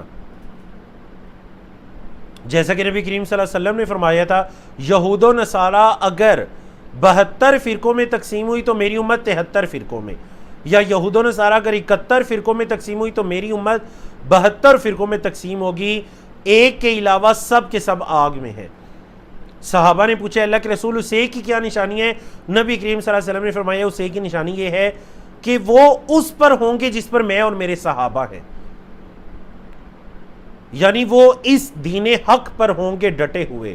قرآن مجید ہے, نبی کریم صلی اللہ علیہ وسلم کی احادیث ہے, جیسے صحابہ کرام نے ان کو سمجھا یہ درست طریقہ ہے, جو اس پر ڈٹے ہوں گے, ما انا علیہ واصحابی, جس پر میں اور میرے صحابہ ہیں. تو وہاں پر بھی انہی کا ذکر آتا ہے فرقہ واریت کا. تو اللہ نے فرمایا ان الذین فرقوا دینہم, بے شک جن لوگوں نے ٹکڑے ٹکڑے کر دیا اپنے دین کو, وَكَانُوا شِيَعًا, اور وہ گروہ تھے. وَكَانُوا اور تھے وہ شیعہ گروہ، شیعتن کی جمع ہے شیعان گروہ کے معنی میں، یعنی مختلف گروہوں کے اندر بٹ گئے. لَسْتَ مِنْهُمْ فِي شَيْءٍ آپ کا ان کے ساتھ کوئی تعلق نہیں، کچھ بھی. لَسْتَ مِنْهُمْ نہیں ہے آپ ان میں سے، فی شیئن کوئی کسی چیز میں بھی. انما بس امرہم ان کا معاملہ الی اللہ اللہ کی طرف ہے، ان کا معاملہ تو اللہ کی طرف ہے.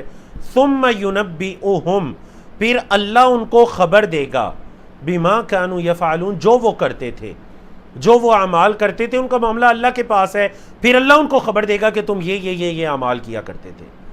اللہ نے فرمایا من جاء بالحسنتی جو لایا اچھائی کو، حسنہ کو، فلہ عشر امثالہا تو اس کے لیے ہے اس کی 10 گنا. فلہ پس اس کے لیے ہے عشر امثالہا اس کے 10 مثالیں، مطلب 10 گنا ہے اس کے لیے. جو ایک نیکی کو لایا اس کے لیے 10 گنا نیکیاں ہیں. اچھا جی، یہاں پر آپ سے یہ سوال ہے، جاء کا مطلب تو ہے آنا، جا کا مطلب ہے آیا، جا آیا، لیکن ترجمہ میں نے کیا لایا. وجہ کیا ہے؟ بارک اللہ فیکم، ماشاءاللہ ماشاءاللہ ماشاءاللہ، جوابات درست آ رہے ہیں، بیسیوں کی صورت میں جوابات درست ہیں. الحمدللہ الحمدللہ. چلیں بہت خوش آئند بات ہے ماشاءاللہ کہ اتنی جلدی اور اتنا درست جواب میں توقع نہیں کر رہا تھا با کی وجہ سے. دیکھیے عطا ہے، عطا کا مطلب ہی آنا ہے، لیکن عطا کے بعد جب با آتا ہے تو اس کا مطلب آنا نہیں بلکہ لانا. جا کا مطلب ہی آیا، لیکن جب اس کے بعد با ہے تو مطلب لایا.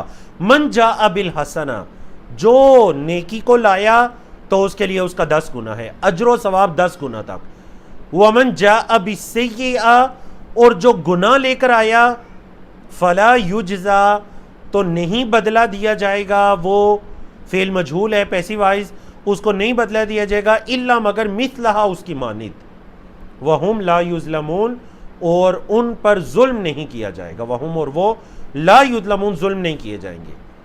اب ذرا آپ غور کریں، یہ اللہ رب العزت کی رحمت ہے کہ برائی کے بدلے میں ایک برائی کا بدلہ اور اچھائی کے بدلے میں اس کی مانند 10 اچھائیوں کے برابر اجر و ثواب. فلہ عشر امثالہا لیکن جو برائی لے کر آیا فلا یجزا الا مثلہا بس ایک اس کی مانند. تو یہ اللہ رب العزت کی کمال درجے کی رحمت ہے. اللہ نے فرمایا قل کہہ دیجئے اننی بے شک مجھے ہدانی ہدایت دی مجھے ربی میرے رب نے. اے محمد صلی اللہ علیہ وسلم کہہ دیجئے مجھے میرے رب نے ہدایت دی. کس کی طرف ہدایت دی؟ الی صراط مستقیم، صراط مستقیم کی طرف. دینن یہ اللہ کا دین ہے. قیامن، قیامن کا کیا مطلب ہے جی؟ یہ بڑا مستحکم دین ہے، یہ بڑا مستحکم دین ہے. ملت ابراہیم، ابراہیم علیہ السلام کی ملت ہے. حنیفہ جو یکسو تھے، جو ایک اللہ کی طرف اپنے رخ کو کیے ہوئے تھے. وما کان من المشرکین اور وہ مشرکین میں سے نہیں تھے. تو گویا کہ اہل مکہ کو، مشرکین کو یہ تنبیہ کی جا رہی ہے کہ تم بھی تو اپنے آپ کو حضرت ابراہیم علیہ السلام کی اولاد ہونے کا دعویٰ کرتے ہو، بلکہ تم حضرت ابراہیم علیہ السلام کی اولاد میں سے ہو، حضرت اسماعیل علیہ السلام کی اولاد میں سے ہو.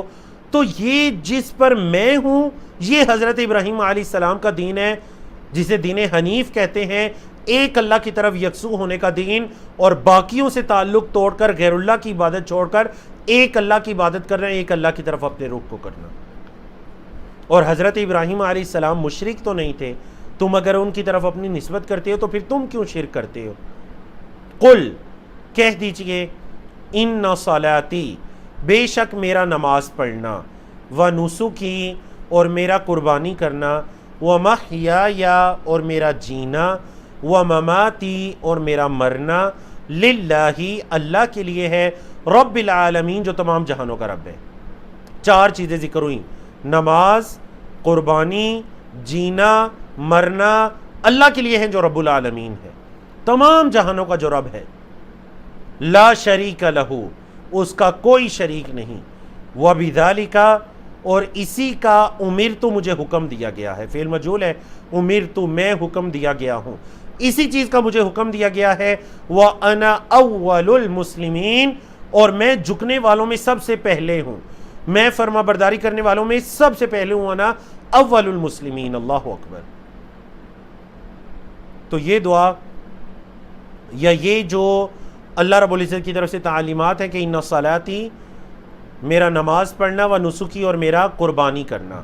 تو دیکھیے نماز کا تعلق انسان کے جسم کے ساتھ ہے، مطلب جسمانی عبادت، و نسک کی قربانی کرنا مطلب اللہ کی راہ میں کچھ بھی قربان کرنا، مطلب مالی عبادت۔ میرا نماز پڑھنا مطلب جسمانی عبادتیں، میری مالی عبادتیں، حتیٰ کہ میرا جینا، میرا مرنا کس کے لیے ہے؟ للہ رب العالمین، اللہ رب العالمین کے لیے ہے۔ اللہ اکبر۔ تو اتنی یہ جامع ترین آیت ہے، یہ جو دو ہی باتیں ذکر ہوئی نا، صلاتی و نسکی، بعض علماء یا مفسرین کے مطابق ان میں انسان کی تمام عبادتیں آ جاتی ہیں۔ دیکھیے باتیں تین طرح کی ہیں، یا تو لسانی ہے جن کا تعلق زبان کے ساتھ ہے، قولی عبادت، یا وہ فعلی ہے جن کا تعلق انسان کے جسم کے ساتھ ہے، یا وہ عبادت ہے مالی عبادت جس کا تعلق انسان کے مال کے ساتھ ہے۔ تو یہ تمام عبادتیں ایک اللہ کے لیے ہیں، للہ رب العالمین۔ ٹھیک ہے، تو یہاں پر جو ذکر ہوا صلاتی مطلب میری جسمانی باتیں، و نسکی میری مالی باتیں۔ تو زبانی باتیں بھی تو جسمانی، یعنی قول، انسان جو اپنی زبان سے عبادت کرتا ہے، ذکر و اذکار، دعوت، تبلیغ، پڑھنا پڑھانا، قرآن کی تلاوت، تمام بھی باتیں قولی باتیں ہیں۔ تو یہ سب باتیں کس کے لیے ہیں؟ للہ رب العالمین، ایک اللہ کے لیے جو رب العالمین ہے۔ قل، اے حضرت محمد صلی اللہ علیہ وسلم کہہ دیجئے، اغیر اللہ، کیا اللہ کے علاوہ ابغی، میں تلاش کروں، ربن، کسی رب کو، کہ اللہ کے علاوہ میں کسی رب کو تلاش کروں، وَهُوَ رَبُّ كُلِّ شَيْءٍ، اور وہ ہر چیز کا رب ہے۔ اللہ ہر چیز کا رب ہے، کیا میں اس کے علاوہ کسی اور کو تلاش کروں؟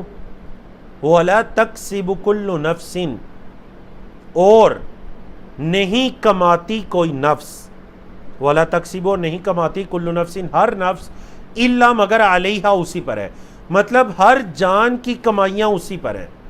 جو کوئی کمائے گا وہ اسی پر ہے، اچھا کام کرے گا تو پھر بھی اس پر ہے، برا کام کرے گا تو پھر بھی اسی پر ہے۔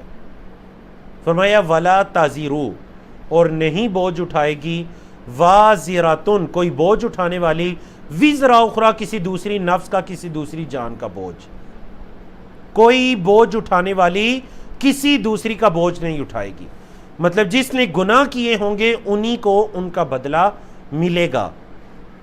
ثم، پھر، الی ربکم، تمہارے رب کی طرف، مرجعکم، تمہارا لوٹنا ہے۔ قیامت کے دن کی یاد دہانی آ گئی کہ تمہارا لوٹنا تو تمہارے رب کی طرف ہے۔ فینبئکم، پس وہ تمہیں خبر دے گا، بما کنتم فیہ، اس چیز کے بارے میں جس میں تم تھے، تختلفون، اختلاف کرتے۔ دیکھیں پاس کنٹینیوز ہے، ماضی استمراری، جس چیز میں تم اختلاف کیا کرتے تھے وہ اللہ تمہیں اس کے بارے میں خبر دے گا کہ حق پر کون تھا اور درست کیا تھا۔ دنیا میں اگر تم نہیں پہچان سکے تو کل قیامت کے دن تو تمہیں ضرور اللہ اس کے بارے میں خبر دے گا، بتلائے گا۔ وَهُوَ الَّذِي، اور اللہ وہ ذات ہے جس نے، جَعَلَكُمْ، بنایا تمہیں، خَلَائِفَ الْأَرْضِ، زمین پر خلیفے، مطلب زمین پر نائب، تمہیں اللہ نے زمین پر نائب بنایا۔ وَرَفَعَ بَعْضَكُمْ، اور بلند کیا تمہارے بعض کو، فوق بعض، بعض کے اوپر، درجات، درجات کے اندر، اللہ نے تمہارے بعض کو بعض میں درجات پر بلند کیا۔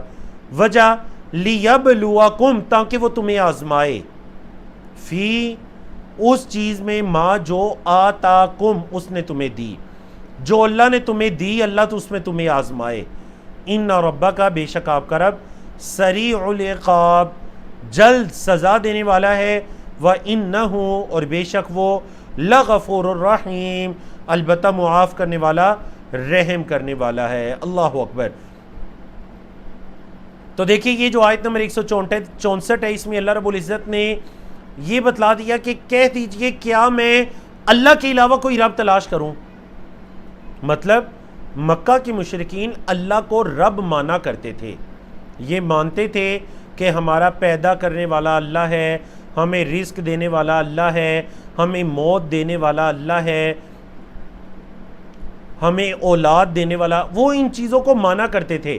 اللہ کو رب مانتے تھے، اور یہ موضوع پہلے بھی کئی مرتبہ گزر چکا ہے، لیکن عبادت اللہ کی نہیں کرتے تھے، عبادت غیر اللہ کی کرتے تھے، جانور غیر اللہ کے نام پر ذبح کرتے، چڑھاوے غیر اللہ کے نام پر چڑھاتے، ہر الٹا کام، ہر برا کام وہ کیا کرتے تھے۔ تو محمد صلی اللہ علیہ وسلم سے یہ کہا گیا کہ ان سے یہ کہیں کہ کیا اللہ کے علاوہ میں کوئی رب تلاش کروں؟ جس کو تم رب مانتے ہو وہی اللہ ہے۔ لفظ اللہ کا لفظی مطلب ہوتا ہے معبود، جس کی عبادت کی جائے۔ الہ کا مطلب اور آپ کہہ لیجئے لفظ اللہ کا مطلب ہوتا ہے معبود۔ تو کیا میں وہ جس کو تم رب مانتے ہو اس کے علاوہ کسی اور معبود کو میں تلاش کروں؟ جس کو رب مانتے ہو وہ حق رکھتا ہے کہ اس کی عبادت بھی کی جائے۔ اللہ اکبر۔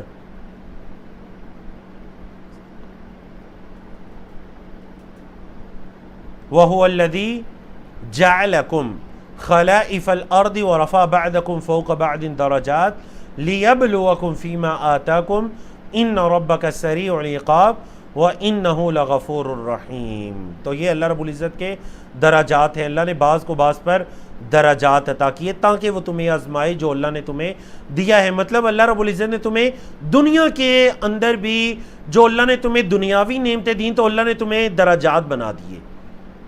اب یاد رکھو جو اللہ کی یہ عطا ہے یہ شاید کہ تمہاری آزمائش ہے۔ لِيَبْلُوَكُمْ فِي مَا آتَاكُمْ، تاکہ وہ تمہیں آزمائے۔ کس چیز میں آزمائے؟ فی ما آتاکم، اس چیز میں جو اس نے تمہیں دی ہے۔ جو اللہ نے تمہیں دیا ہے اللہ اس میں تمہیں آزمائے کہ تم کتنا عمل کرتے ہو۔ سمجھ آ گیا جی؟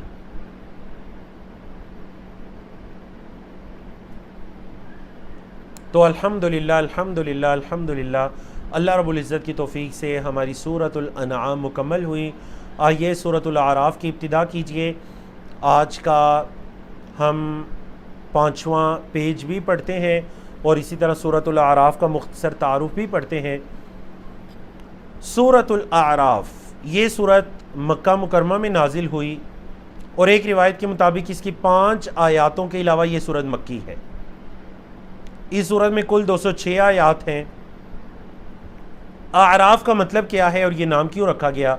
اعراف جنت اور جہنم کے درمیان میں ایک بلند جگہ ہے۔ کچھ ایسے لوگ ہوں گے جو نہ تو جنت میں ہوں گے نہ جہنم پر ہوں گے، اس اعراف نامی جگہ پر ہوں گے، وہ جو بلند جگہ ہے۔ تو ان کا ذکر اس سورت کی آیت نمبر 46 میں ہے، جو انشاءاللہ آنے والے سیشنز کے اندر ہم پڑھیں گے۔ آج ہم اس سورت کی صرف 10-11 آیات پڑھیں گے جو ایک پیج پر ہے، باقی آیات انشاءاللہ ہم اگلے سیشنز کے اندر پڑھیں گے۔ تو وہاں پر جا کر یہ تفصیل آئے گی کہ وہ کون لوگ ہیں اور ان کا انجام کیا ہے، وہاں پر جا کر تفصیل آئے گی انشاءاللہ۔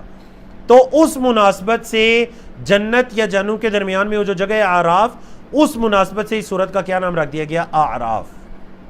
اس کی فضیلت کیا ہے؟ حضرت عائشہ رضی اللہ تعالیٰ عنہ روایت کرتی ہیں کہ اللہ کے رسول صلی اللہ علیہ وسلم نے فرمایا، جس نے قرآن کی پہلی 7 بڑی صورتوں کو حفظ کیا اور ان کی تلاوت کرتا رہا تو یہ اس کے لیے کثیر ثواب کا باعث ہے، بہت بڑے ثواب کا باعث ہے۔ قرآن کی پہلی ابتدائی 7 صورتوں کو، یہ 7ویں صورت ہے جو ہم پڑھے ہیں، اور اس سے پیچھے کی 6 صورتیں۔ سورۃ الاعراف ان میں سے 7ویں صورت ہے، ٹھیک ہے جی۔ اور چونکہ یہ مکی صورت ہے، قبل از ہجرہ نازل ہوئی، تو اس کے اندر مبدأ انسان کی پیدائش کے بارے میں، معاد اس کے انجام کے بارے میں، توحید کا اس بات ہے، قیامت کے دن کے بارے میں، قیامت کی عدالت کے بارے میں، شرک کے بارے میں، اور جو قومیں توحید کے راستے سے بھٹک گئیں ان کی ناکامی اور شکست کے بارے میں بھی بیان ہے۔ ماضی کی قومیں بھی ہیں، گزشتہ انبیاء کا ذکر بھی ہے، جیسے کہ حضرت نوح علیہ السلام ہے، حضرت لوط علیہ السلام ہے، حضرت شعیب علیہ السلام ہے، ان کی قوموں کا بھی ذکر ہے اس سورت کے اندر۔ تو انشاءاللہ ہم اللہ رب العزت کی توفیق سے اس سورت کو پڑھتے جائیں گے۔ آج ہم اس سورت کی ابتدائی 11 آیات کو پڑھتے ہیں جو آپ کو دکھائی دے رہے ہیں۔ سورۃ الاعراف ہے، 8واں پارہ ہے، صفحہ نمبر 151 ہے، 151، اور اس صفحے میں آیت نمبر 1 سے لے کر 11 تک کل 11 آیات ہیں جن کو ہم پڑھنے جا رہے ہیں۔ پہلی 3 آیات دیکھیے، اللہ رب العزت نے فرمایا الف لام میم صاد، حروف مقطعات واللہ اعلم بمرادها، اللہ بہتر جانتے ہیں ان سے کیا مراد ہے۔ حروف مقطعات ہیں۔ کتاب، کتاب، انزل الیک، فعل مجہول ہے پیسیو وائز، نازل کی گئی آپ کی طرف۔ فلا یکن، پس نہ ہو، فی صدرک، آپ کے سینے میں، حرجن، کوئی حرج، کوئی تنگی آپ کے دل میں نہ ہو، منہ، اس سے یعنی اس کتاب سے، لتنذر بہ، تاکہ آپ اس سے ڈرائیں، وذکریٰ، اور نصیحت ہے، للمؤمنین، ایمان والوں کے لیے۔ اور یہ کتاب ایمان والوں کے لیے کیا ہے؟ بولے نصیحت ہے۔ اللہ نے فرمایا اتبعوا، اتباع کرو، ما انزل الیکم، جو نازل کیا گیا تمہاری طرف، من ربکم، تمہارے رب کی طرف سے، ولا تتبعوا، اور نہ اتباع کرو، من دونہ، اس کے علاوہ، اولیاء، دیگر اولیاء کی، اس کے علاوہ دیگر کی اتباع نہ کرو، جو تمہارے رب کی طرف سے نازل کیا گیا اس کی اتباع کرو، مطلب اللہ کی وحی کی اتباع کرو۔ قلیلاً، بہت تھوڑا ہے، ما تذکرون، جو تم نصیحت پکڑتے ہو، بہت تھوڑا ہے جو تم نصیحت پکڑتے ہو۔ تو یہاں پر یہ کتاب تمام، اگرچہ نبی کریم صلی اللہ علیہ وسلم کو مخاطب کیا گیا لیکن عموم ہے تمام امت کے لیے کہ قرآن مجید کے تعلق سے یا قرآن مجید کے ذریعے اگر ہم کسی کو ڈرا رہے ہیں، دین اسلام کی دعوت دے رہے ہیں، تو ہمارے سینوں کے اندر کسی قسم کی کوئی تنگی، کسی قسم کا کوئی حرج نہیں ہونا چاہیے، کیونکہ یہ تو ایمان والوں کے لیے نصیحت ہے۔ تو جو چیز نصیحت ہوتی ہے وہ چیز کسی کے لیے تنگی کا باعث کیسے ہو سکتی ہے؟ اللہ اکبر۔ اللہ رب العزت نے فرمایا وَكَم مِّن قَرْيَةٍ، اور کتنی ہی بستیاں ہیں، وَكَم، اور کتنی ہی، مِّن قَرْيَةٍ، بستیاں ہیں، أَهْلَكْنَا، ہم نے ہلاک کیا، ہا، اس کو یعنی بستی کو، فَجَاءَهَا، پس آیا اس کے پاس، بأسنا، ہمارا عذاب، آیا اس بستی کے پاس ہمارا عذاب، بیاتن، رات کے وقت، او یا ہم قائلون، وہ قیلولے کی حالت میں تھے۔ کتنی بستیاں جن کو ہم نے ہلاک کیا، ان کے پاس ہمارا عذاب آیا رات کے وقت یا جب وہ قیلولے کی حالت میں تھے۔ فما کان دعواہم، پس نہیں تھی ان کی پکار، فما کانا، پس نہیں تھی، دعواہم، ان کی پکار، اذ، جب، جاءہم، آیا ان کے پاس، بأسنا، ہمارا عذاب، الا، مگر، ان کی پکار نہیں تھی مگر کیا، ان قالو، یہ کہ انہوں نے کہا، انا کنا ظالمین، بے شک ہم ہی ظالم تھے۔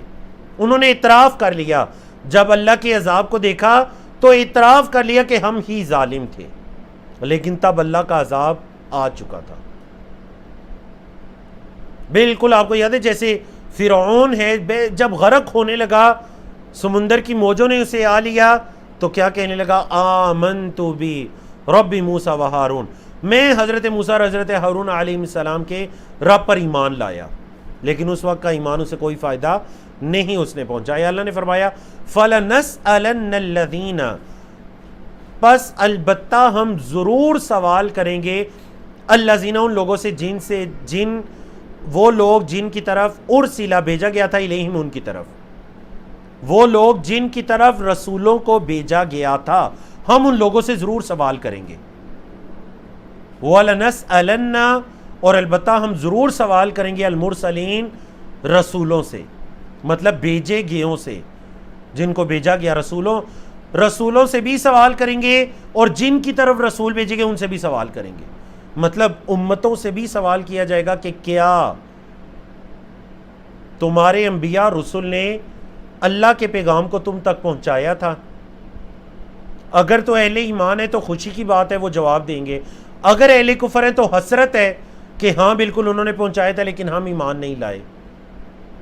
اور رسولوں سے بھی سوال کیا جائے گا، وَلَنَسْأَلَنَّ الْمُرْسَلِينَ، رسولوں سے سوال کیا جائے گا، کیا مطلب، یعنی رسولوں سے ہی پوچھا جائے گا کہ کیا تم نے اللہ کے پیغام کو اپنی امتوں تک پہنچا دیا تھا؟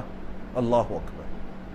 اللہ نے فرمایا فَلَنَقُصَّنَّ عَلَيْهِمْ، البتہ ہم ضرور بیان کریں گے ان پر بھی علم کے ساتھ، ہم ضرور علم کے ساتھ ان پر بیان کریں گے۔ وَمَا كُنَّا غَائِبِينَ، اور ہم غائب نہیں تھے۔ یہ جو پچھلی اقوام، پچھلے رسول بھی گزرے، یا پھر جو اس دنیا کے اندر وہ کرتے رہے، ہم کوئی اس سے غائب نہیں تھے، ہم ضرور انہیں وہ چیزیں بتائیں گے۔ اللہ رب العزت ان کو ضرور بتلائیں گے۔ ہاں جو ان سے پوچھا جائے گا، سوال کیا جائے گا، تو اس کا مطلب ان پر حجت کا قائم کرنا ہے کہ وہ خود اس چیز کا اعتراف کریں۔ اللہ نے فرمایا وَالْوَزْنُ يَوْمَئِذٍ الْحَقُّ، والوزن اور وزن یومئذ اس دن الحق بالکل سچ ہے، قیامت کے دن وزن حق ہے۔ تفسیر آگے آ رہی ہے، فمن ثقلت، پس جس کے وزنی ہوئے، موازین ہو اس کے ترازو، جس کے ترازو وزنی ہوئے، فاولئک، تو یہی وہ لوگ ہیں، ہم المفلحون، جو فلاح پانے والے ہیں۔ جن کے ترازو وزنی ہوئے تو یہ ہیں فلاح پانے والے۔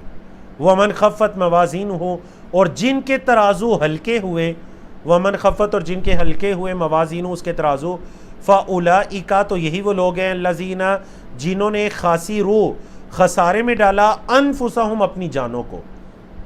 جن کے ترازو ہلکے ہوئے تو یہ وہ لوگ ہیں جنہوں نے اپنے آپ کو خسارے میں ڈالا، بما کانوا، بسبب اس کے جو وہ تھے، بھی آیاتنا، ہماری آیات کے ساتھ، یظلمون، ظلم کرتے، جو وہ ہماری آیات کے ساتھ ظلم کیا کرتے تھے یا ہماری نشانیوں کے ساتھ ظلم کیا کرتے تھے، تو یہ وہ لوگ ہیں جنہوں نے اپنے آپ کو خسارے میں ڈالا۔ ان کے ترازو ہلکے ہیں، ان کے ترازو ہلکے ہیں۔ اچھا، موازین کا جو لفظ ہے یہ میزان کی جمع ہے۔ میزان کا مطلب ایک ترازو، اور جمع موازین زیادہ ترازو۔ تو یاد رکھیے قیامت کے دن کے جو مختلف مراحل ہیں ان کے اندر ایک مرحلہ ترازوؤں کا بھی ہے، کہ جس دن اعمال کو باقاعدہ تولا جائے گا، اعمال کو تولا جائے گا، میرے اور آپ کے بنی آدم کے اعمال کا وزن کیا جائے گا۔ ہماری نمازیں ہیں، روزے ہیں، ہمارے ان اعمال کا وزن کیا جائے گا، جیسا کہ کئی ایک احادیث کے اندر اس کا ذکر ہے اور قرآن مجید میں بھی ذکر ہے۔ سورۃ الانبیاء کی آیت کریمہ آپ کے سامنے ہے۔ اللہ رب العزت نے فرمایا کہ وَنَضَعُ الْمَوَازِينَ الْقِسْطَ لِيَوْمِ الْقِيَامَةِ، قیامت کے دن ہم انصاف کے ساتھ ترازو رکھیں گے۔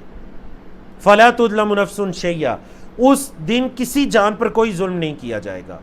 وَإِنْ كَانَ مِثْقَالَ حَبَّةٍ مِّنْ خَرْدَلٍ أَتَيْنَا بِهَا، اور اگر رائی کے دانے کے برابر بھی کچھ ہوگا تو ہم اس کو لے آئیں گے۔ وَكَفَىٰ بِنَا حَاسِبِينَ، اور ہم حساب لینے والے کافی ہیں، ہم حساب کے لیے کافی ہیں۔ اللہ اکبر۔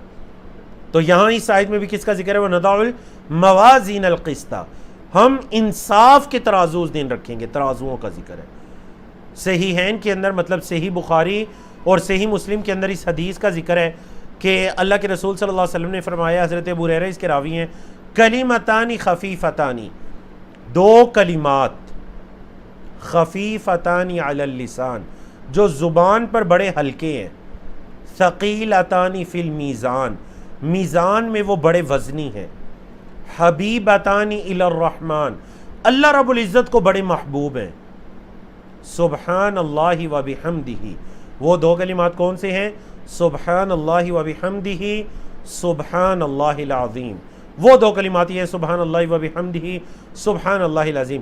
یہ دو کلمات زبان پر ہلکے ہیں، پڑھنے کے اعتبار سے بڑے ہلکے ہیں، ترازو میں یہ دونوں بڑے وزنی ہیں، اللہ رب العزت کو یہ دونوں بڑے پسند ہیں، سبحان اللہ و بحمدہ، سبحان اللہ العظیم۔ اور آپ کو پتہ ہے یہ صحیح بخاری کی سب سے آخری حدیث ہے، صحیح بخاری کی سب سے آخری حدیث یہ والی حدیث ہے۔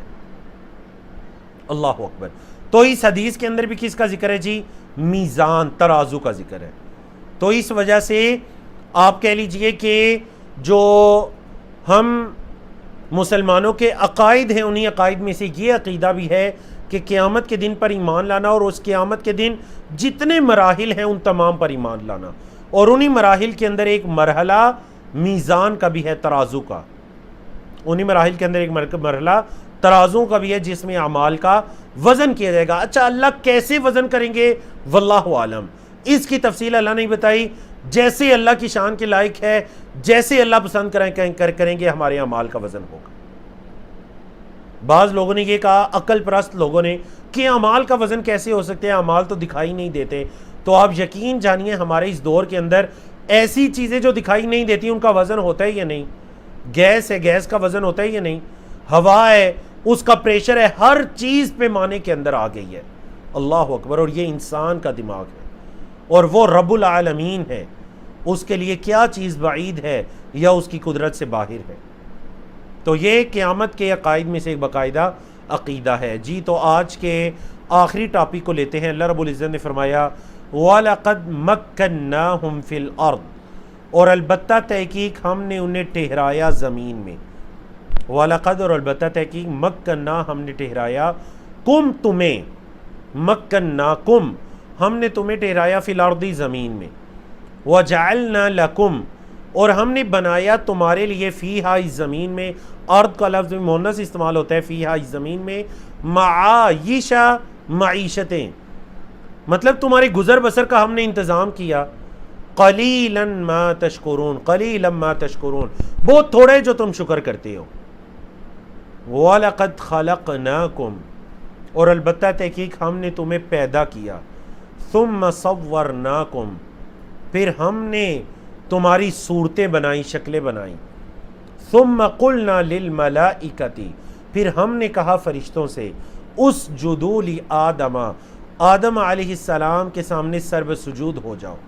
فسجدوا، پس انہوں نے سجدہ کیا، الا، مگر ابلیس، ابلیس نے، لم یک من الساجدین، نہیں تھا وہ سجدہ کرنے والوں میں سے، مگر ابلیس نے نہیں تھا وہ سجدہ کرنے والوں میں سے. تو یہاں پر دیکھیں تفسیر کے اندر صرف ایک چیز کہ وَلَقَدْ خَلَقْنَاكُمْ وَصَوَّرْنَاكُمْ ثُمَّ قُلْنَا لِلْمَلَائِكَةِ اسْجُدُوا لِآدَمَ.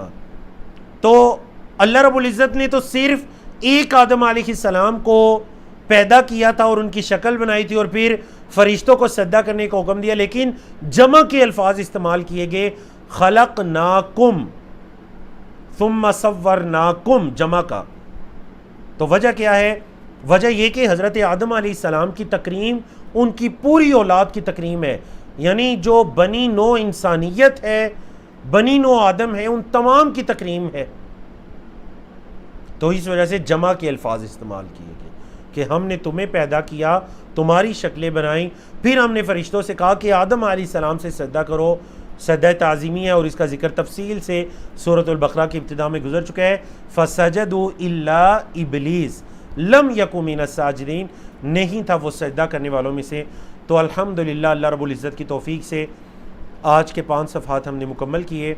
اقول قولی ھذا استغفر اللہ لی ولکم ولسائر المسلمین من کل ذنب وصلی اللہ تعالی علی نبینا محمد وعلی آلہ وصحبہ اجمعین. السلام علیکم ورحمۃ اللہ وبرکاتہ.